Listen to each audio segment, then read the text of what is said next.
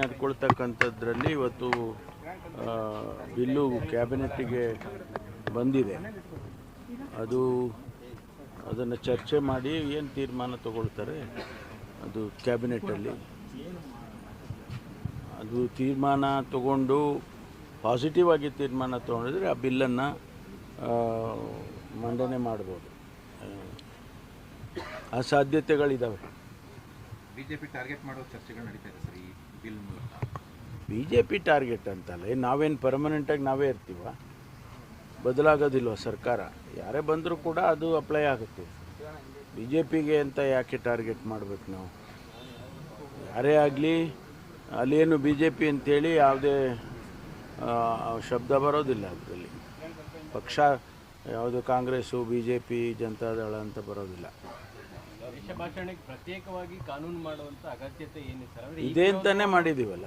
ಈಗಿರೋ ಕಾನೂನು ಅಲ್ಲಲ್ಲ, ಈಗಿರೋ ಕಾನೂನು ಇನ್ನೂ ಭದ್ರ ಮಾಡಬೇಕು ಅಂತ ಮಾಡ್ತಾ ಇರ್ತಾರೆ. ಕೆಲವು ಪ್ರೊವಿಷನ್ಸು ಅದಕ್ಕೆ ಆ್ಯಡ್ ಮಾಡಿದ್ದಾರೆ ಅಷ್ಟೇ. ಸರ್, ನೀವು ಸತೀಶ್ ಜಾರಕಿಹೊಳಿ ಪದೇ ಪದೇ ಡಿನ್ನರು ಕಾಫಿ ಅಂದಾಗ ಸಿದ್ದರಾಮಯ್ಯನವ್ರನ್ನ ಯಾವುದೇ ಕಾರಣಕ್ಕೂ ಇಳಿಸಲೇಬಾರ್ದು, ಇಳಿಸಿದ್ರೆ ನಮ್ಮಲ್ಲೇ ಒಬ್ಬರನ್ನ ಮಾಡಬೇಕು ಅಂತ ತಂತ್ರ ರೂಪಿಸ್ತಾ ಇದ್ದೇನೆ ಅಂತ ಆರೋಪ. ಯಾರು ಮಾಡಿದ್ದಾರೆ ಆರೋಪ? ಅಲ್ಲ, ಆರೋಪ ಯಾರು ಮಾಡಿದ್ದಾರೆ ನಾನೆಲ್ಲೂ ಕೇಳಲಿಲ್ಲಪ್ಪ. ಯಾರು ಆರೋಪ ಮಾಡಿ ಸ್ಪೆಸಿಫಿಕ್ ಆಗಿ ಹೇಳಿದರೆ ಅವ್ರ ಮೇಲೆ ಉತ್ತರ ಕೊಡ್ತೀನಿ ನಾನು. ಪಕ್ಷದೊಳಗೆ ಚರ್ಚೆ ಅಲ್ಲ, ಊಟ ಮಾಡೋದು, ಜೊತೆಯಲ್ಲಿ ಓಡಾಡೋದು, ಮತ್ತು ನಾವು ಜೊತೆಯಲ್ಲಿ ಟ್ರಾವೆಲ್ ಮಾಡೋದು, ಅದೇ ಒಂದು ಆತಂಕ ಸೃಷ್ಟಿ ಮಾಡೋದಾದರೆ ಭಾರತೀಯ ಜನತಾ ಪಾರ್ಟಿಗೆ ಇನ್ನೂ ಜಾಸ್ತಿ ಮಾಡ್ತೀವಿ. ಅಲ್ಲ, ಬಿಜೆಪಿ ಅವ್ರಿಗೇನು ಆತಂಕ ಇಲ್ಲ ಸರ್, ಕಾಂಗ್ರೆಸ್ ಅವ್ರಿಗೆ ಸ್ವಲ್ಪ ಆತಂಕ. ನಾನು ಅದಕ್ಕೆ ಕೇಳಿದ್ದು ಅವರಿಗೆ. ನಾನು ಅವ್ರಿಗೆ ಯಾಕೆ ಕೇಳಿದೆ ಅಂದರೆ, ಯಾರು ಸ್ಪೆಸಿಫಿಕ್ ಆಗಿ ಹೇಳಿದ್ರೆ ಅವ್ರಿಗೆ ಉತ್ತರ ಕೊಡೋಣ. ಸಿಎಂ ಮತ್ತೆ ಪ್ರತ್ಯೇಕವಾಗಿ ಕ್ಯಾಬಿನೆಟ್ ಆದಮೇಲೆ ಒಂದು ಮೀಟಿಂಗ್ ಕರೆದಿದ್ದಾರೆ ಸರ್. ಅಧಿವೇಶನ ಸಿದ್ಧತೆ ಬಗ್ಗೆ ಸಚಿವರು ಸಭೆ ಕರೆದಿದ್ದಾರೆ ಸರ್. ಸಿಎಂ ಕರೆದಿದ್ದಾರ? 4 ಗಂಟೆ ಕರೆದಿದ್ದಾರೆ. ನನ್ನನ್ನೇನು ಕರೆದಿಲ್ಲ. ಎಲ್ಲ ಸಚಿವರು ಅಲ್ಲ, ನಮ್ಮನ್ನೇನು ನನಗಿನ್ನೂ ಮಾಹಿತಿಗಳು ಬಂದಿಲ್ಲ.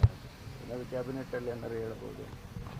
ಹೊಸ ಸಂಪ್ರದಾಯ ಅನಿಸ್ತಾ ಇದೆ. ಬೆಳಗ್ಗೆ ಸೆಷನ್ ಮುಂಚೆ ಸಚಿವರುಗಳು ಪ್ರತ್ಯೇಕವಾಗಿ ಕರೀತಾ ಇರೋದು, ಅದು ಅವರ CLPಗಳು ನಡೀತಾ ಇತ್ತು. ಅವರ ವಿವೇಚನೆಗೆ ಬಿಟ್ಟಿದ್ದು. ಮುಖ್ಯಮಂತ್ರಿಗಳಿಗೆ ಹಿಂಗೆ ನೀವು ಮಾಡಬೇಕು ಅಂತ ಯಾರಾದರೂ ಹೇಳೋಕ್ಕಾಗುತ್ತಾ? ಅವರು ಸಭೆ ಕರೆಯೋದಾಗಲಿ ಅಥವಾ ಅವರು ಚರ್ಚೆ ಮಾಡೋದಾಗಲಿ ಅದನ್ನೆಲ್ಲ ನಿಯಂತ್ರಣ ಮಾಡೋದಕ್ಕಾಗೋದಿಲ್ಲ.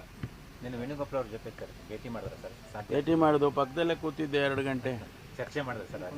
ನಾನು ಪಕ್ಕದಲ್ಲೇ ಕೂತಿದ್ನಪ್ಪ 2 ಗಂಟೆ. ಪವರ್ ಶಿಫ್ಟಿಂಗ್ ಬಗ್ಗೆ ಏನೋ ಮಾತಾಡಿದ್ರು ಸರ್? ಯಾವುದು ರಾಜಕೀಯದ ಬಗ್ಗೆ ನಾವು ಮಾತಾಡಲೇ ಇಲ್ಲ.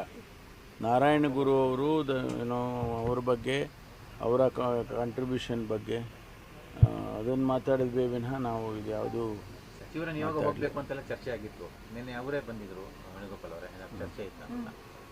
ಸಚಿವರ ನಿಯೋಗ ಹೋಗಬೇಕು ಅಂತ ಎಲ್ಲಿ ಬಂದಿತ್ತು? ಯಾವ ಸಚಿವರು? ಅಲ್ಲ, ಕೆಲವು ಪ್ರಮುಖ 3-6 ಜನ ಸಚಿವರು ಹೋಗೋದ್ರ ಬಗ್ಗೆ ಚರ್ಚೆ ಆಗಿತ್ತು ಸರ್. ಆಗಿತ್ತಾ? ಅಲ್ಲ, ಅವರು ಇಲ್ಲೇ ಬಂದಿದ್ರಲ್ಲ.